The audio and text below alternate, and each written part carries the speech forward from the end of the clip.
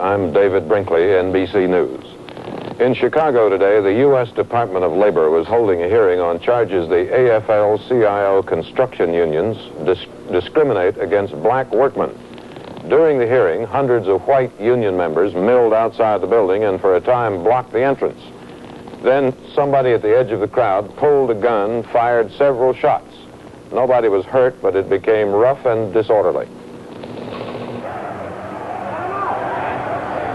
White construction workers stopped yesterday's Labor Department hearing by packing the meeting room in a downtown hotel. Today's hearing was switched to the U.S. Customs House, but the unionists came out early by the thousands and sealed it off, denying entry to government officials, witnesses, and the press. The hearings are being held because of charges by the Black Coalition.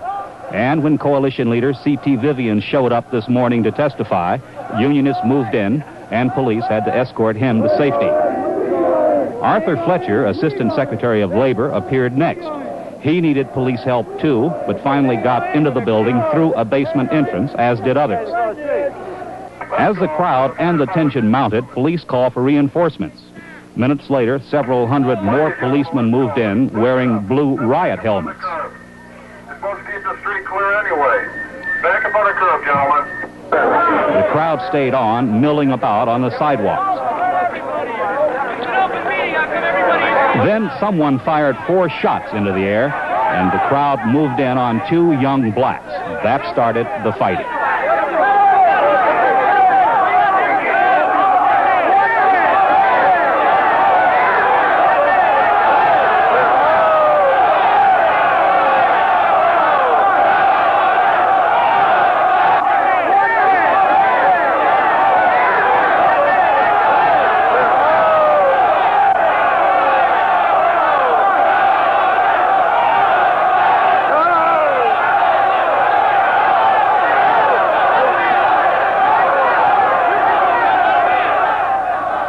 No one was wounded by the gunfire, but several policemen suffered injuries in the fighting, including one officer who had to be helped away.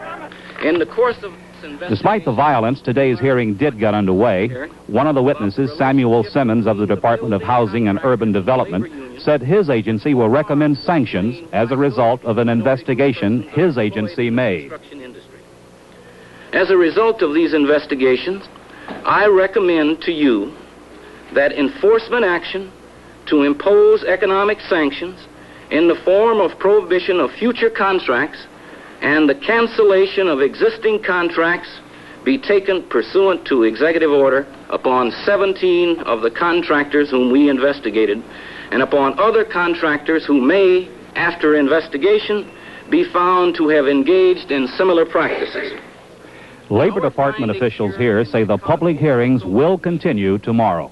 Bill Matney, NBC News, Chicago.